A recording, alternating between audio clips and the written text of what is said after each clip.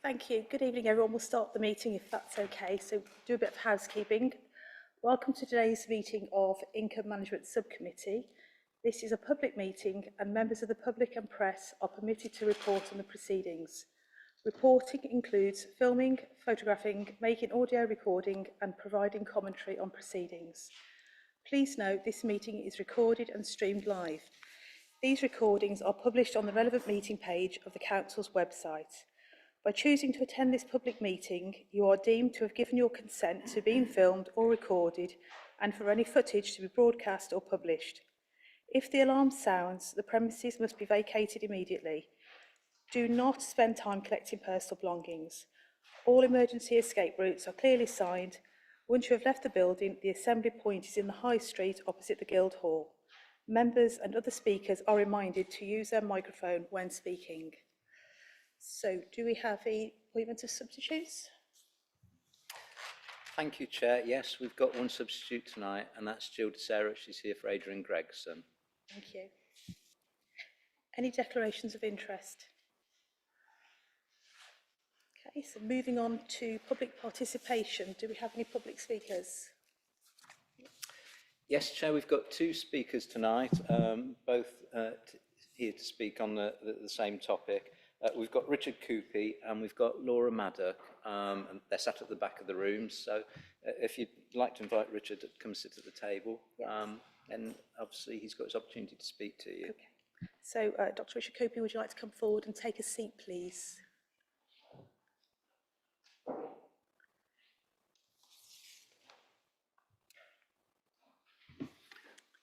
Thank you very much. You've got 5 minutes and we'll indicate when the time's up or getting nearer to the time. Thank you very much. Thank you. I'm Richard Coopey. I'm the site coordinator on the Pitchcroft Lane allotment site. Thanks very much for this opportunity to talk to the committee about the proposed rises in rents for allotments across the city. I think really what I want to do, I know Laura's speaking after me and she's going to talk more about the financial aspect and the figures. What I think I want to do is just to make sure that we know what we're talking about and the importance and the value of the allotment, of all the allotments in the city to the city. In terms of, I know there is a term, social prescribing, which in a sense means that you balance off one thing you might consider cutting against the costs that you might incur if you do cut it elsewhere in different ways. And I think this is a prime example of that. And I think I'd just like to emphasize like I said, the value of the allotment, of the allotments across the city. They tick so many boxes, really, in terms of environment and just the sort of green spaces within the city. We're talking about 23 largely organic park gardens within the city, and they're kind of, for a kick-off, they're just a jewel in the crown, if you like, of any local council environmental policy, I would have thought. So anything that sort of threatens to destabilize that system is to be looked at quite closely, I think. I think issues such as food awareness, health-related issues, again, allotments are right up there and tick the box. And this is a system across the city that works. 1,000 plot holders. If you add in co-workers, maybe 1,500 people across the city. If you add in families and friends that are affected by these, that get the knock-on effect within the city, you're talking, thousands of people in the city are affected by this. But the one thing I do want to just concentrate on a little bit more in the last couple of minutes, if I can, is the mental health issue and the idea of well-being. Allotments are a place where people go. We were just talking about someone who said that the allotment is a lifesaver for me. And it's a lifesaver for so many people across the city, it really is. On my own site, I can think of 5 or 6 people who almost depend on the allotment for their mental health and their well-being. If we just take one issue, you can take anxiety, stress, things like that, but if you just take one issue, loneliness, and loneliness is it's a big thing. It's been recognized now all over the place. And allotments are a proven prescription against loneliness. They're a community space. They're something for people to do. Even when people aren't on the allotment, they're thinking about going to their allotment and doing their allotment. So they're vital in that sense. And so that's a key issue. And I would just close by saying the words non-essential are bandied around, and costs are bandied around in such a way to make a sense of uncertainty going into the future for the allotments in the city. Costs, just the commitment of the council to the maintenance of what is, as I said, the jewel in the crown, really, in so many ways. And the way this is handled, this whole issue, in a sense, to hit the allotment community with heavy numbers to begin with, budgets, costs, uncertainty going forward, massive rises, 63% this year, projected, alleged rises to come, future rises to come. They've created, in this, what should be an environment of a sort of haven, if you like, of sort of somewhere that people need, they've created an uncertainty and a level of anxiety that I get feedback all the time from people who are worried about their allotments now. They may be able to afford to pay, but going forward into the future, investing their emotional energy into their allotments, they're calling that into question. And I think that's kind of shameful, the way this has been handled, the miscommunication, just the way it's, the heavy-handed way it's been dealt out, the lack of communication with us, the site representatives. And I will just say, as far as value for money goes, there are probably 30, I will close on this point really, there are probably 30 site coordinators and deputies who work virtually free.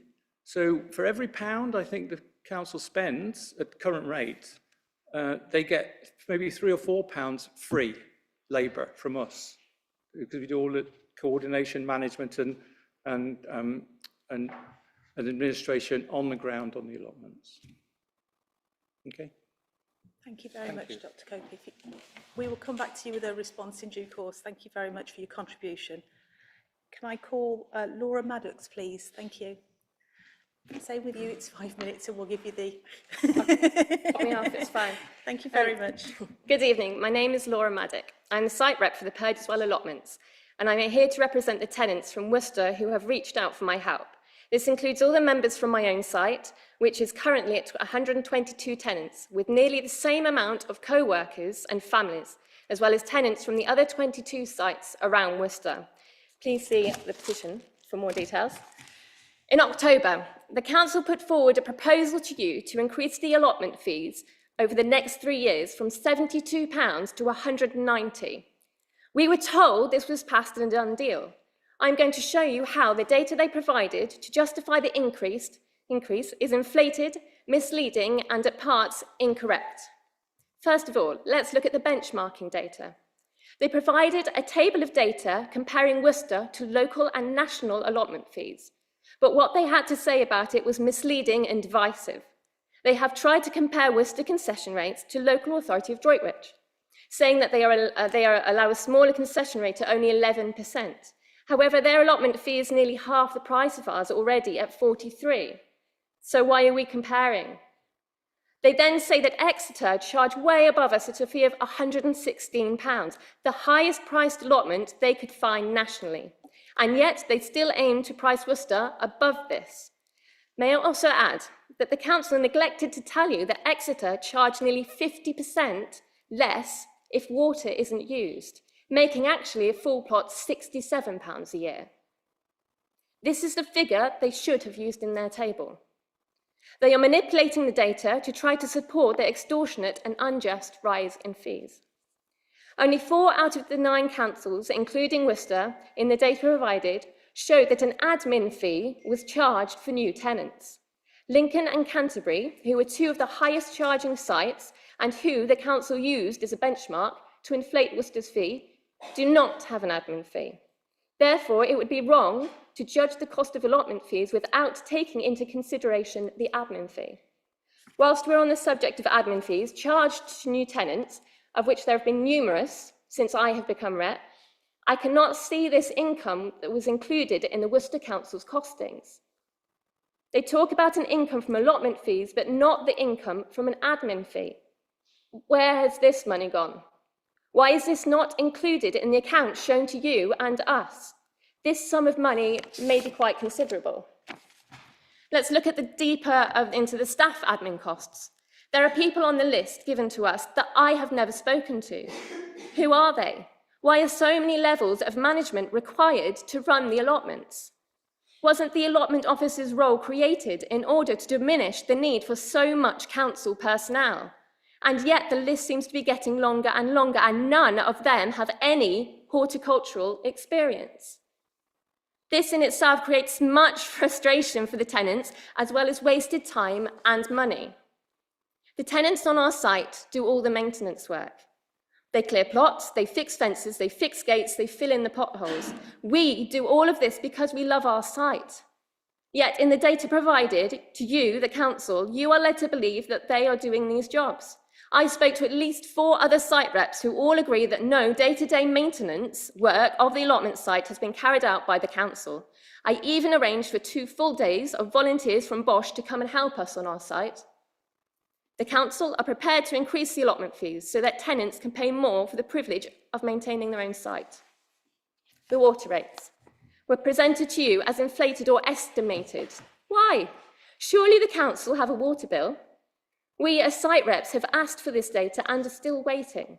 How can you tell tenants that they're going to be charged £15, no matter what size of plot, when it seems to be a number just made up? They also have no idea how this will be managed, and inevitably it will create more admin work and therefore more cost to tenants. Increasing our fees, charging a separate fee for water and charging a £10 admin fee takes us well beyond the cost of plot holders locally and nationally. This is just for their 2024 increase. The 3-year plan is absurd. People from our waiting list are turning down empty plots as they cannot afford the future proposed fee increases. Therefore, the stance Lloyd Griffiths took that if people can't afford their plots, then there will be simply someone else to take their place, isn't true. The site opposite ours is privately owned and is at a fixed rate of £114 for the next 3 years. This includes water, a shed and a greenhouse.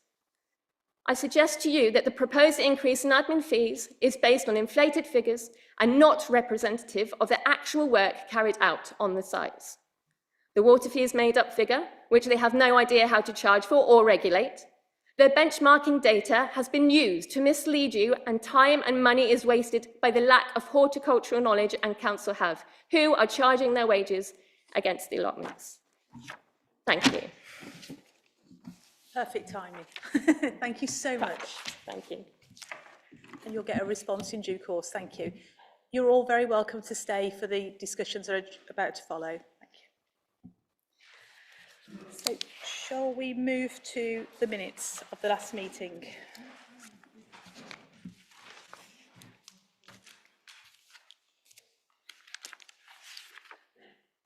If we do page by page. So page 1, page 2, page 3. Are you all happy? Thank you.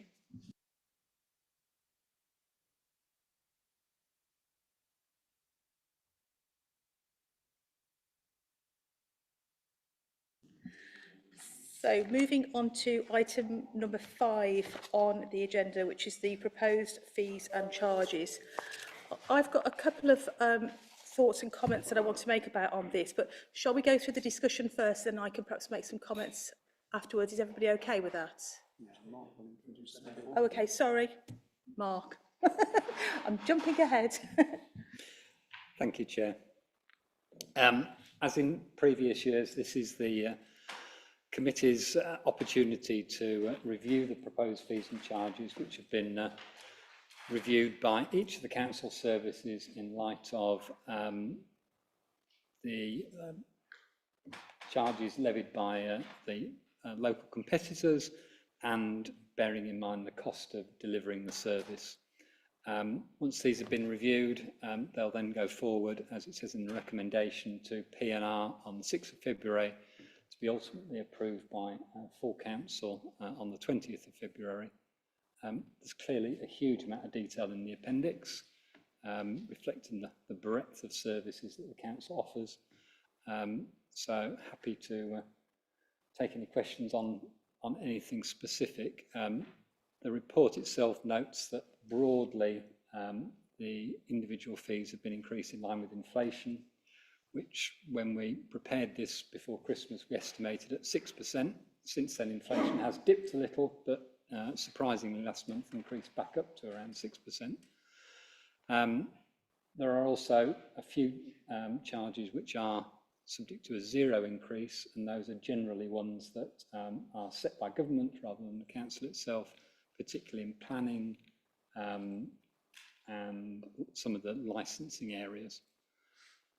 I think that's probably all I've got to say, Chair, specifically, but happy to take any questions. Thank you very much. Any questions?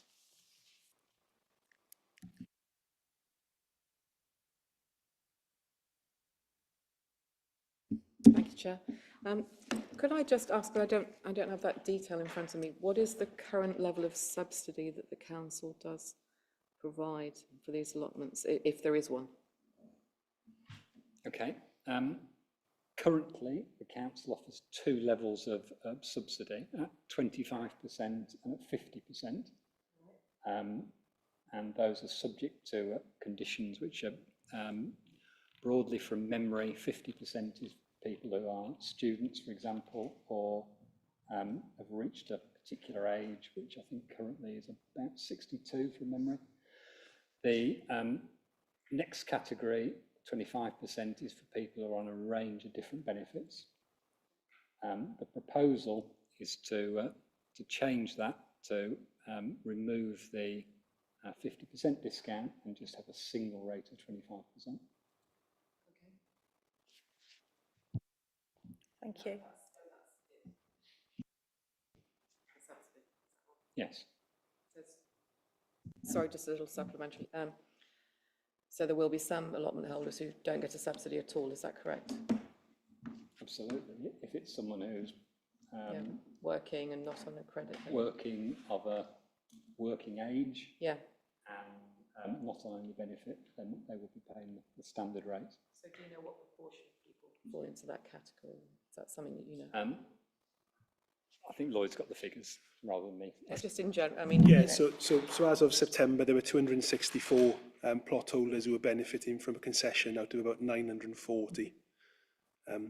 Don't ask me to do the percentage, I'm not an accountant, but yeah. Any other questions?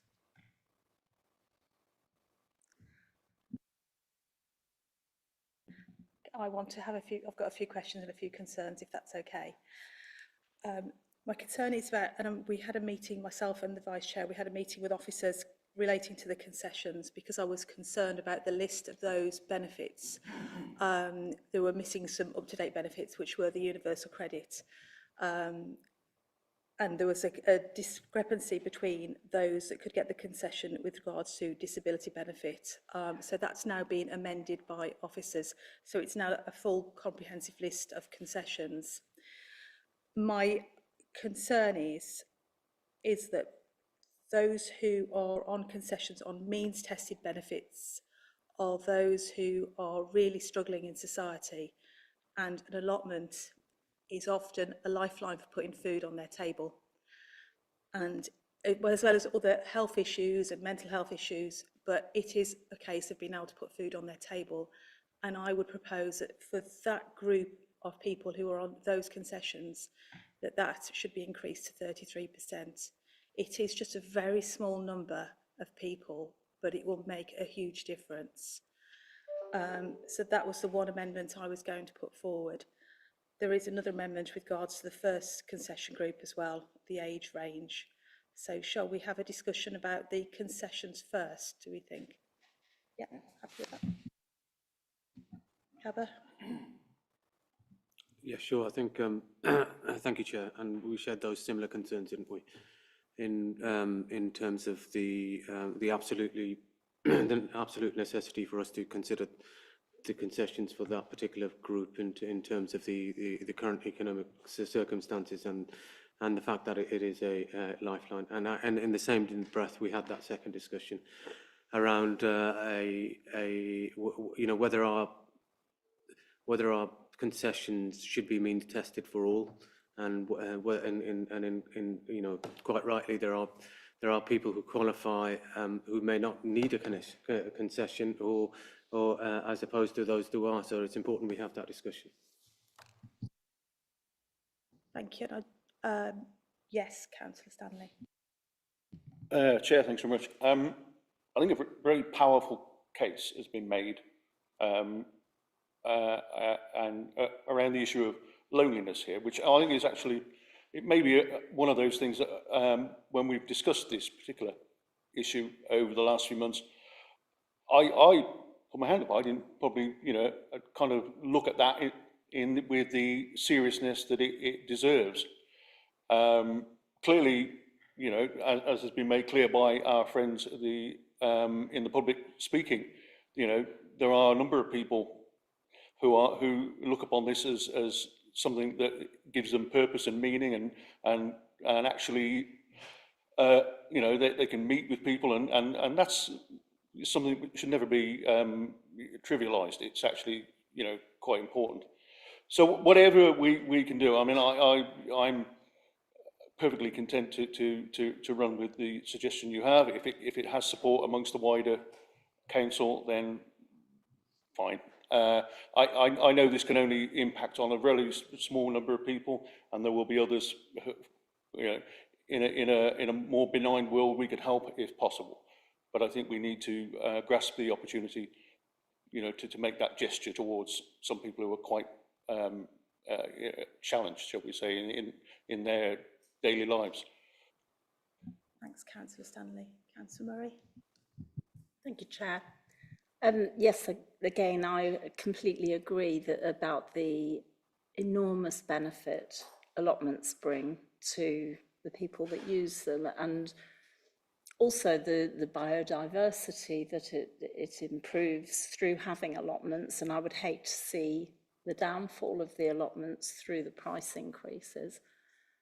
I am minded to support your amendment. I'm a little surprised that it's coming so late in the day after it's already been approved. However, I do agree, because actually, anything that causes hardship flies in the face of liberal democracy, and therefore I will be agreeing that.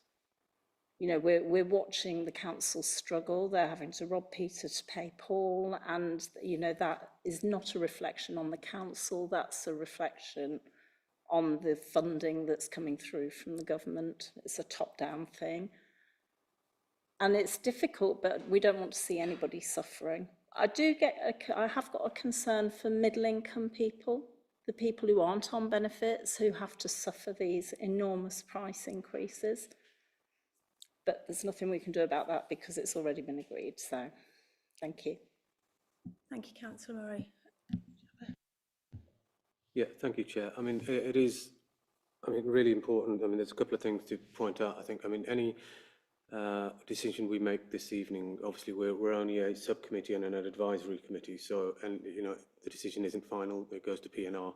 PNR approve or disapprove, and then it goes to full council. So there's another 2 hearings, so to speak, after this, before it kind of, officially becomes kind of policy. I mean, the other thing to bear in mind, and all our speakers spoke eloquently in terms of making their case, but I mean, having looked at those figures, and the current situation that we do find ourselves in, as a city council, there is a wholesale rises across the board. Officers have been trying to be as fair and as and considerate as possible in all areas when we've looked at review of fees and charges. So, you know, they've come with the necessary evidence and presented it to members. That's why we have it before us here today in terms of the form that it has. It has been sort of ratified, come to us for to have a look at. So I would, you know, urge the committee to bear in mind the amount of work that has been put in and the consultations that have gone on.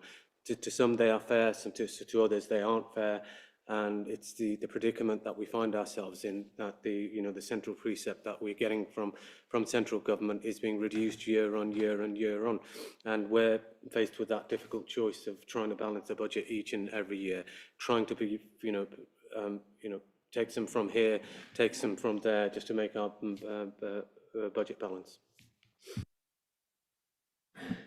Thank you. Councillor. Thank you, Chair.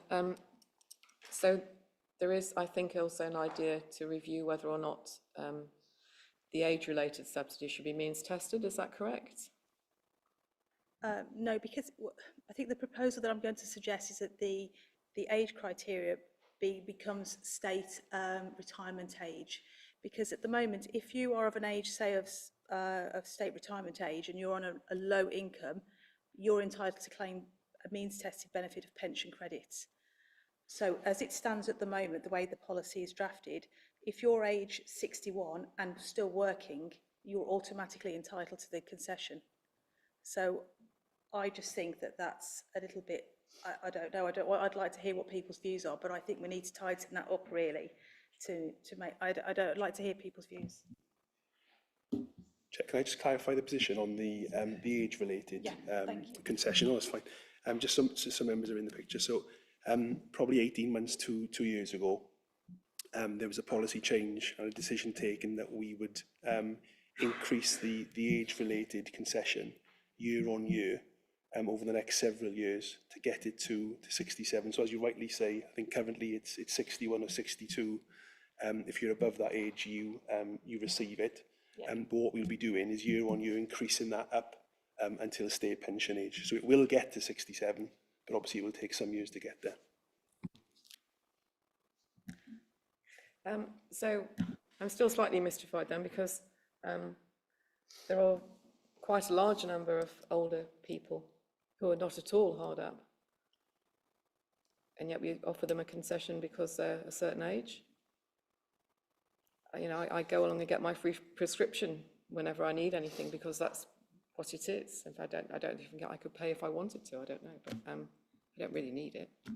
I don't know if that's at all on the table to look at. You know, a proper means tested for people who actually need it. Yeah, that's Councillor, that's exactly my thought. It should be for those and that actually need it, who are really, really struggling financially. You know, but I'm open to other people's views, because at the moment, you know, as I said, you could be working and you automatically get the concession. And I just think that I would rather compensate for those who are actually financially are means tested benefits claimants who really need the support. And I'd rather increase the concession to those people because of the benefits that it has for them. So any other views? Thank you. Yeah, I mean, I acknowledge the points that have been made. I mean, clearly, if we can have a relatively straightforward way of applying this, because ultimately, the more complex it gets, the more officer time, everything else that is involved in the application of it, and ultimately that has a cost. Now, if there is a relatively straightforward way of moving through this so that the benefits can be felt by those people as you described, okay, I'm just slightly concerned that we're embarking on something that might just involve, you know, cost to the council, in terms of officer time, etc. If that can be, if those fears can be allayed, as it were, then we can move through it. But it's just do have that slight concern. I quite agree. Can I just talk with officers and just get some view and feedback, if that's okay?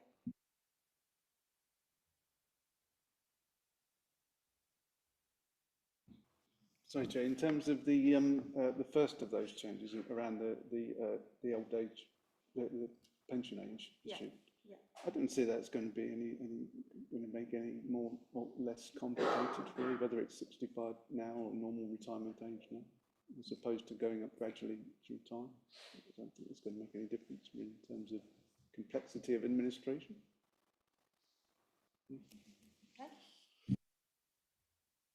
Sorry, I was suggesting we went further than that and said, you know, so I accept Councillor Stanley's point. Anything that's means tested does take effort, money to administer. And it might be useful to know what that cost would be and whether or not it ends up being worth doing or it becomes a burden for us to do it.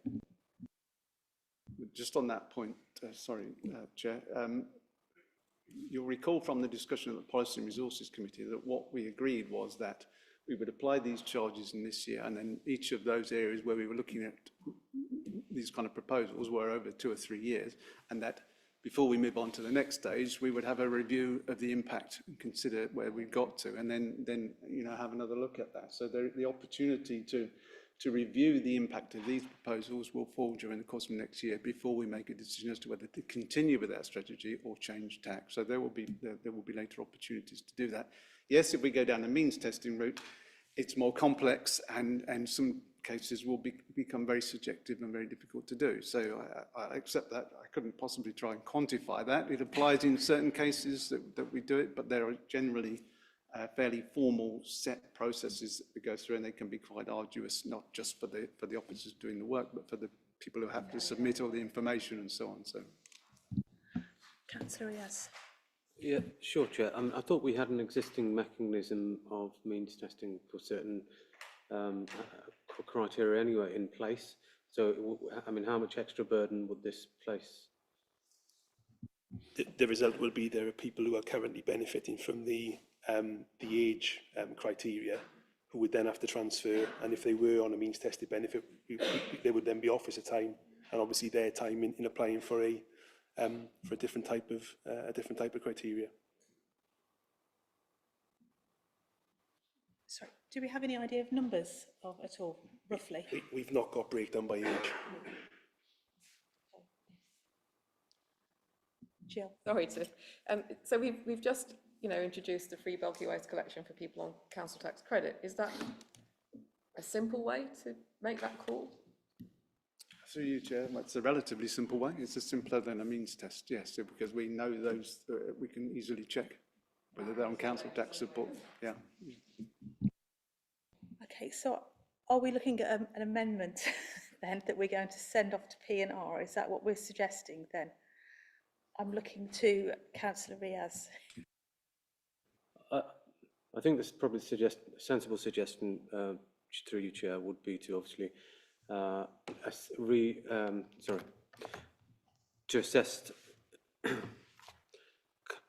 reassess concessions based on an alternative method of concessions. So, you know, don't tie it down to means tested, but see an alternative framework which captures which is fair for all.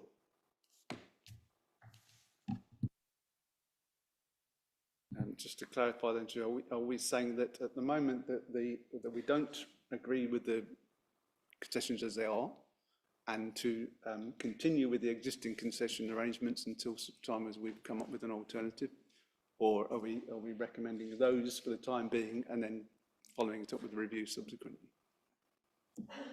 If I could interject, sorry, I'd like to suggest that we propose that the concession amounts that are on the table at the moment, they increase from 25% to 33%, okay.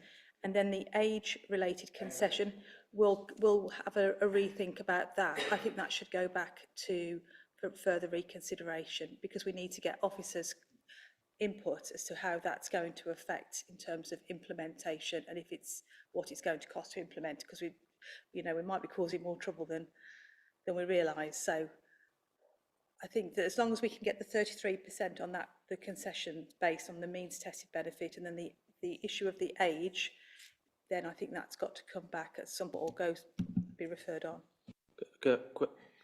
Question for you, officers, through you, Chair.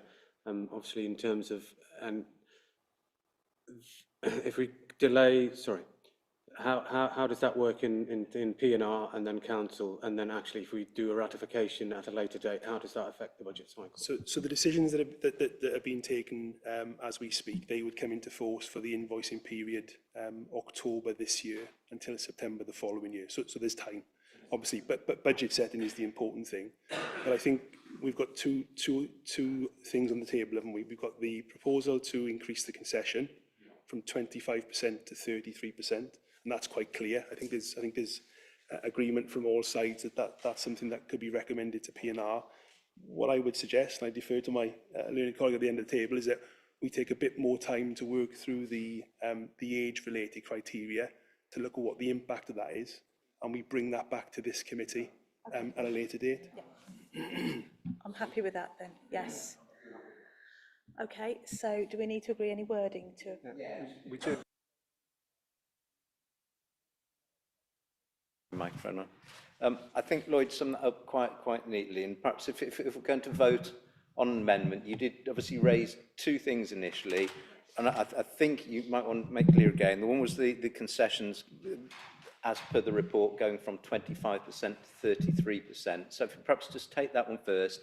I think you've already proposed that. If we've got a seconder, and if we can have a show of hands for that amendment in the first instance, that would be helpful.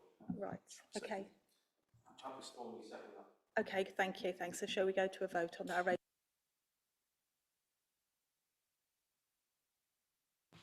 Okay, thank you, Chair. That amendment is carried. Moving on to the second issue about the age criteria, I think Lloyd's advice was to have for officers to take that away, look at what is being discussed here and bring a report back to this committee. I mean, the next committee meeting will be in March, so I guess it could be scheduled for that meeting potentially. But if members are happy to proceed on that basis, again, perhaps if you could, well, that's been suggested. If you'd like to propose that, then you can debate it. Can we have a proposer and a seconder then, please? Rose? Okay, thank you. Sorry, Chair, can I just then clarify? At the moment, it states that in respect of fees and charges for allotments, that where it says advance 25% concession given to tenants if they fulfil one of the following criteria, over 61 years of age up to 1st of October 2024 and then 62 years, are we keeping that? Or will it be, as it currently is, presumably 60, changing to 61? So my reading of the room is that we will keep that, subject to a further report being brought back to this committee with an alternative suggestion. Okay. Right, that's fine. Okay, I can write that up. Are we all happy? No. It really teaches us what the dangers of line amendments is. You know, it's a moving fix, isn't it? And clearly, you know, yeah. Benefit simply just pressing the pause button. Yeah. And just investigating. Because everything basically, you know, one action just triggers another. So we just have to be careful where we're going with things. No, I mean, you know, I'm sure. Case we just need to be careful what we're embarking on. Okay, so just to be clear then, where it says that the subcommittee review the proposed schedule of fees and charges, that we say as amended and then write up that particular amendment. Okay. Right. Okay, are we happy with that then? Are we all happy? As amended? Okay, right. Okay, we'll go ahead with that. Go ahead with that then. So we need to vote on that. Joe, sorry, we have to vote. So can I have a proposer and a seconder? May I propose?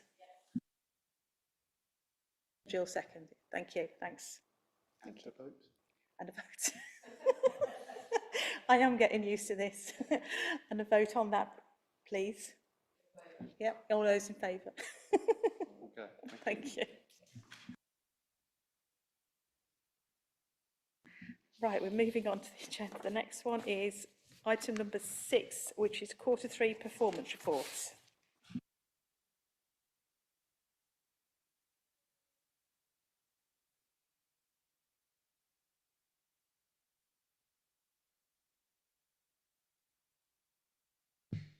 Okay, thank you, Chair.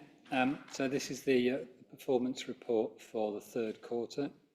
It starts off just covering the Council's key projects, the commercial strategy and the income strategy.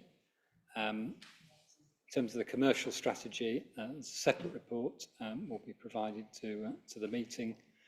And then in terms of the income strategy, just notes current progress, and as you see at the start of the second paragraph, that income is now doing well in most areas, having recovered from the difficulties during the COVID lockdowns. Some areas are not quite as good as we would like, particularly in bereavement and development management, and we'll come on to those in a minute when we look at the specific graphs. Final paragraphs just note the fact that one of the upsides of the current economic position is that Bank of England have increased interest rates significantly. Councils in the fortunate position that doesn't affect the borrowing, because that was taken out at a fixed rate at that point in time, but any surplus funds that are placed on short-term deposit means we then earn more interest on that, and that's one of the things that's improving the current year position against the budget. Moving on to the individual graphs, and the first one's about the Riverside related income, which, as we said before, is stable because it simply reflects properties that are leased out. The second one's the Guildhall related income, which is about the income earned from room hire within this building. The orange line is the target, which does fluctuate depending on the time of year, and then the green line, the actuals. So you can see compared to last year, the position is better, and at the moment is ahead of the target. We'll see how that finishes the year, but it is encouraging that things have settled down. The next trade waste, particularly positive story here, that we're continuing to grow the trade waste collection business. So if you see the 3 points on the right are higher than the 3 points in the middle, which are the previous year. So income's continuing to grow there. We've renewed the big contract with the university, which is good. And that's the highest level of income we've achieved there. Similarly with garden waste, you'll recall that we took on a number of new accounts during the lockdown times, and all the evidence suggests that those are continuing to be renewed, which is good, and we can continue to open more new accounts. So the high points of, I think that's 276 and 237 over on the right, are higher than the equivalent periods last year. The sudden drop down in Q3 isn't of anything to be concerned about. That's simply the time of year that relatively few accounts are renewed during the third quarter, the months going into the winter. But as the comment says, we're ahead of the budget and over 10% higher than last year. Property income, this is the gross rental income before any expenses from the council's property portfolio, including the various industrial units and the 2 big properties at King's Court adjacent to the hospital. Again, the rent there is ahead of the budget, reflecting rent reviews being greater than the original budget. Car parks next at the top of page 52. As we're all aware, by far and away the council's largest source of revenue. You'll recall that this time last year the charges were increased by around 9%, which is the first increase for many years. And the positive news here is that the income has increased in line with that and by slightly more. So the 3 lines on the right, the 887, 884 and so on. Obviously, just before and just after Christmas, having been affected by the floods, the estimate for Storm Babet back in October was that reduced income by around 20k. Onto the slightly more difficult areas, bereavement. This is an area where income is lower than last year, in spite of the increase in charges that were applied for this year. For the current next year's budget, we've kept the budget the same, but proposing to increase the charges by the inflation rate. Hopefully that will be the opportunity for the income to catch back up and meet the new slightly lower budget. And then development management planning, again, as you can see from the graph, a challenging area from an income point of view.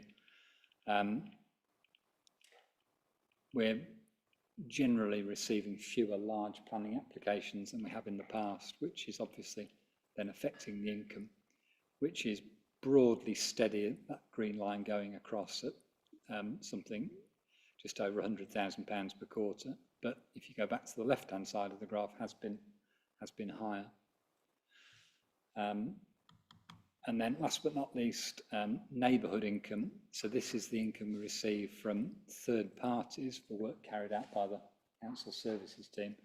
By third parties, we're principally talking about the county council. There's a significant up and down in the quarterly movements on the green line, rather than anything unusual in the activity carried out. This is more about when the invoices were raised. And in the past, the team haven't been quite as diligent in raising them as we perhaps need them to be. As you can see for the last two, that's now settled down and we're getting those coming through much more regularly, which is good. But overall, as you can see, the income, the 41 and the 52,000 are higher than they were a year ago, which is encouraging. Sorry, there was one more, museums. Yeah, another success story, helped by the positive exhibition that we had last summer. Income was particularly high during Q2, but generally is growing year on year. And credit to the team for what they're managing to do there.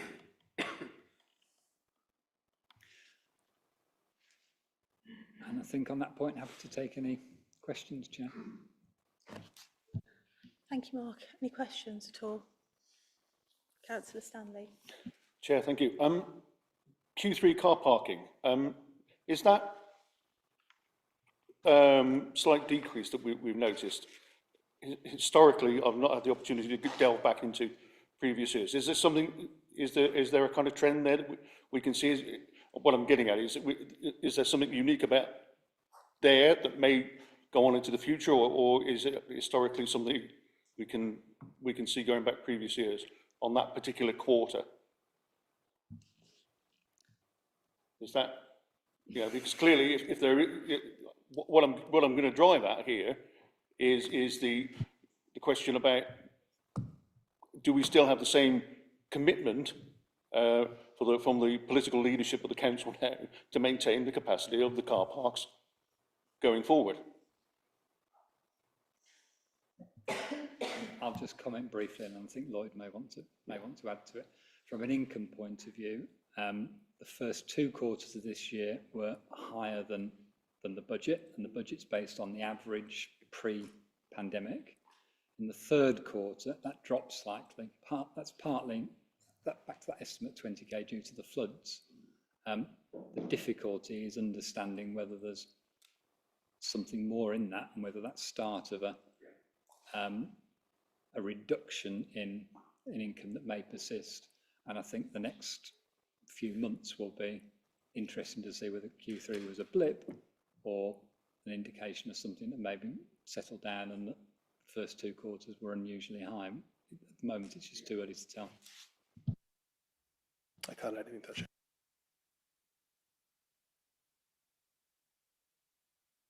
You want to come back? Yeah, I mean, it is, Mark has alluded to the fact that we may just be starting to see something emerging here, that if we'd looked at this, at some point during Q2, we may not have, I'm only going to base what I say on the need for evidence to support what we do as a council going forward. If we are, and my group isn't, happy to proceed with 6% this year on car parks, that's pretty much solely based on this uncertainty now that is just beginning to sort of emerge. And I think as a council, we should be very careful about embarking on something, you know, what we did last year, 6% again may just be something that triggers something that we would all, I assume, rather avoid. Thank you. Anybody else? Jill? Yes, different topic. If I wanted to speak to somebody about some ideas of generating income from garden waste, who would that be, please? I'm happy to receive those ideas, whatever they are. Okay, well, I'll speak offline about it. I just wanted to check. And I'd also, just one further point, as I was saying before the meeting, I haven't given up on the idea that we might get some sort of cooperation between the RSLs and the council for picking up fly tip across the city in a greener, cost-effective way that might benefit us. But I haven't won that one yet, but I won't give up. Thank you, Jill. Any more questions at all? Okay, in that case then, shall we go to the recommendation? Okay, that the Income Management Subcommittee note the Council's Q3 performance for 2023, 2024. Can I have someone to propose and second, please? And who's second? Okay, thank you, James.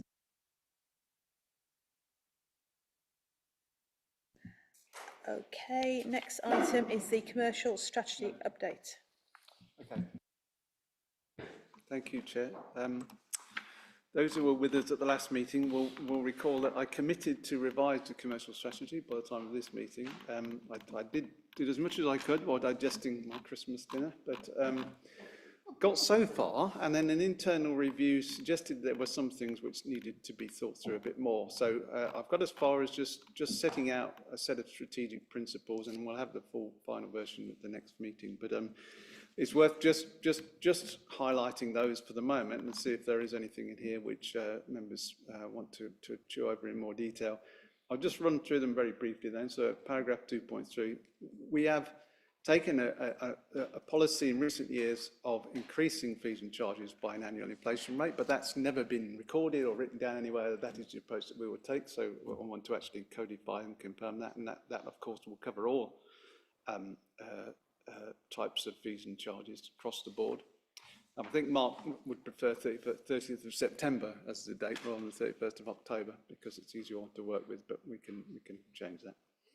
The second one is that, and we've rehearsed that a little bit this evening, haven't we? We have not been in the habit of considering, when setting fees and charges, overheads, management costs and the other things. So we don't take all of those into account. So that has left a whole set of costs for the organisation which aren't necessarily covered by any of our income. So again, we've begun the practice and tried to develop that this year of allowing for that. I want to formalise that and make sure that whenever we're setting fees and charges, we consider this element as well. And obviously, that's going to take some time to get that right. Thirdly, we don't want to forget the idea that we can borrow to invest. I mean, there's been a lot of changes around what we're allowed to do. So it's a question of trying to make sure that we're looking to develop as well as purely acquire assets. So just want to keep that in. I've added in the criteria which are already in place, but actually I think we need to revise those. So that's one of the things that's held up a little bit. They don't necessarily apply anymore in terms of making a return on those investments. So we need to think that through a bit further. Principle 4 is about trying to address the fact that so often these days we've got short-term capital demands from government saying, well, here's some money, pull together a project and you can have some funding. And we're doing that in a reactive way and not necessarily always giving ourselves time to get it right and to understand exactly what we're doing. So this is about proposing that we bring forward and agree formally certain projects or capital schemes which are then sitting there waiting to be brought forward as and when the funding arises. That's something which have developed elsewhere, and I think it's potentially, if we're going to continue to get this form of funding from government, that we can work with. Principle 5 is just about formalising this idea that we regularly review our assets and work out what we're doing with them rather than simply retaining them because they're there. Number 6 is more interesting because we have not really systematically thought about our car park assets and some of our other assets, so the land holdings that we have. and consider whether or not there are alternative approaches to them. And in the light of various other things that are happening around the transport strategy, the air quality strategy and so on, we should start to enter into that discussion and see if there's a opportunity to do different things there. And then finally, working towards another one that we've rehearsed tonight, discretionary services being based on full cost recovery as far as possible, on the principle that those who are getting those services should be the ones that are paying for them, as opposed to them being shared by all council taxpayers, whether they use them or not. So again, it's about setting that as a principle that we work to. And so if we pull all those together, we've then got a strategy, a set of framework of decisions which we know we're working in. So when the question comes up, well, why are we putting it that? Why are we setting that concession? Why are we taking this approach? There's something we can refer back to and say that's because that's what the strategy has said. So we'll work all those up. The other 2 points which came up is that commercial strategy is not really the world we're in anymore. That was developed at a time when councils were taking commercial decisions, particularly around buying assets for investment purposes, and we're no longer there.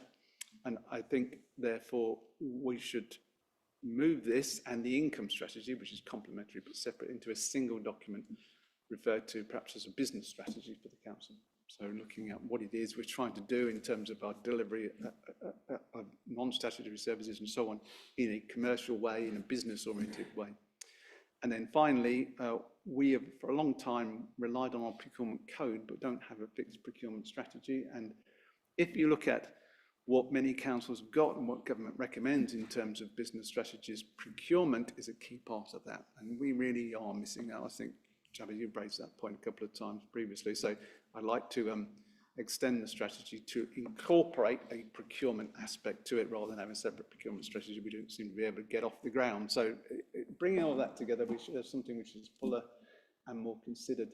It's just taking a bit longer than I'd hoped. My intention is to bring it back to the next committee if everyone's happy. Okay, but any comments or thoughts about that, then we can receive them tonight, or if people want to feed them into me at any stage online, then happy to talk it over. Thank you. Thank you, Shane. Any questions or any comments? Thanks very much. Yeah, I think it's broadly speaking, this should underpin our thinking going forward. Yeah, I would be very keen to be part of any conversation that was focused on strategic principle 6. But other than that, I'm perfectly content to see this really become part of the foundation of the council going forward. Thank you. Anybody else? Chaba? Yes, thank you, Chair. Obviously, I'd like to thank Shane and the officers for working extremely hard on this. I think it needed a little bit of a shake-up in terms of that and making it as watertight as possible. And it's clearly that we have got a Section 151 officer who's clearly capable and of delivering, and something that's robust for Worcester. Thank you. Yeah, thank you. I'd like to echo that as well. Can I just ask a quick question of you, Shane? Strategic Principle 6, can we add into that or change wording or just sort of message you private, send you an email about that? It's just about, I was just a bit worried about its limitations, that's all. If everyone's happy, I'd be happy to receive that by email or by discussion, Chair, and incorporate that into the final version. Okay, thank you. In that case, any other comments? Shall we go through to the recommendation is that the subcommittee notes progress against the commercial strategy 2021-2024 and considers proposed revisions to the principles outlined in the report of 15th of November 2023. Can I have a proposer and a seconder, please? Sarah, thank you. Thanks. Are we happy to note that? And I'll be happy to note it. Thank you.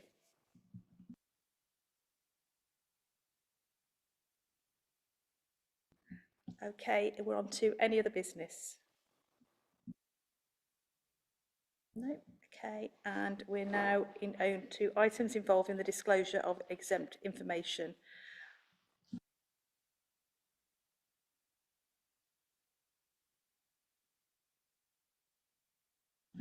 So is the committee happy to go into a closed session so we can discuss this now? Yeah, okay, thank you. Thanks.